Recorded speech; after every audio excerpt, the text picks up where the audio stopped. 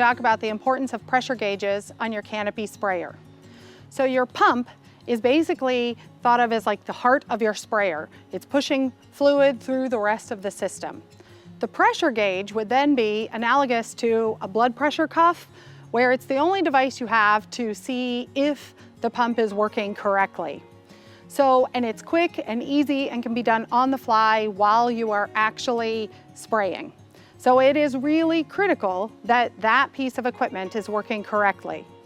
The other reason it's important is that when we set our pressure as to whatever we think we might want it to be, 100 PSI, 200 PSI, etc., if it isn't correct, then we know from looking at any T-jet nozzle catalog that if you look across the top and you see what pressure you're spraying at, then you can see how the gallons per minute on each nozzle would increase or decrease depending on what the pressure is.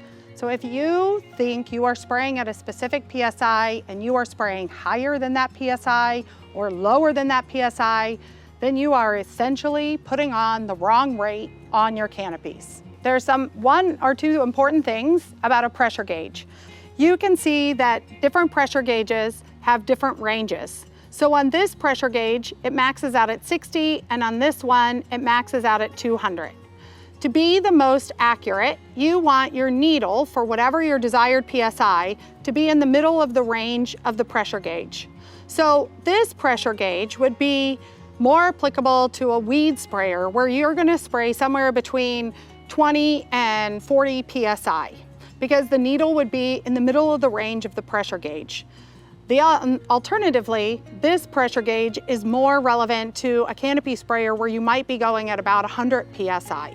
So the next important thing is to look at whether they're fluid filled or dry filled.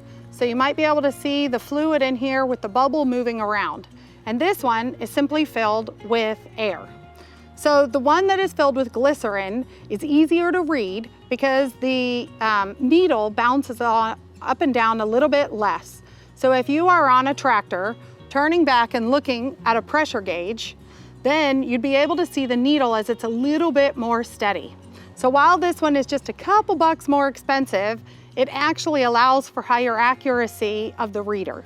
Now you go out to your sprayer and you want to know if your pressure gauge is good or bad. There are some easy ways to see this right off the bat.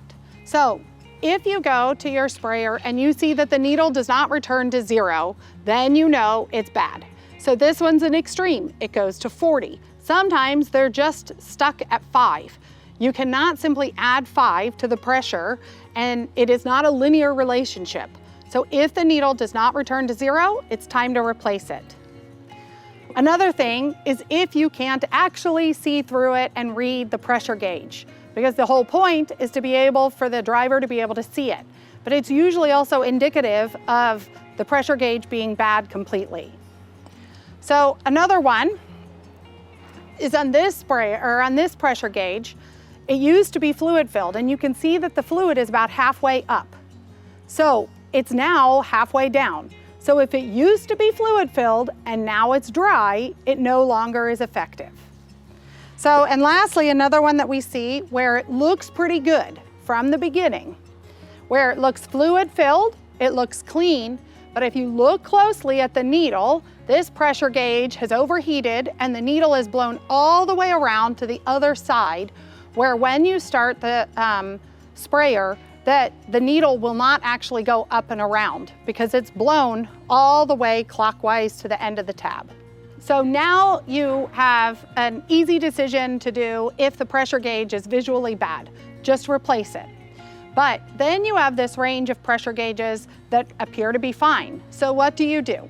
Well, the manufacturers of pressure gauges generally consider them reliable for a year. So you can annually just make a decision to replace the pressure gauge. It's a relatively inexpensive, $20-ish option to replace. Or you can build a device like this, where you would add an air compressor down here with an air compressor hose. You have a one gauge here that's acting as your test gauge or your reference gauge. You would take your gauge off of your sprayer and you'd add it and screw it into here. When you fill it up with pressure, the two should match, right? So you can do it this way, but you have to make sure that you have the same PSIs. So this one was 40 and this one was 200. So you have to have the same type of gauge with the same range, make sure that they actually match and make sure that the needles match. Or do a simple management decision that says for the amount of extra chemical I could be spraying if I get this gauge incorrect, that it's easier to include this just in my general annual maintenance plan. So the pressure gauge is extremely important to be able to understand if the calibration that you did before calculating how much gallons per minute per nozzle that you're getting out, if it's actually accurate to putting it out of the sprayer. To learn more, feel free to contact the WSU Extension office, or there's a wealth of information on sprayers101.com.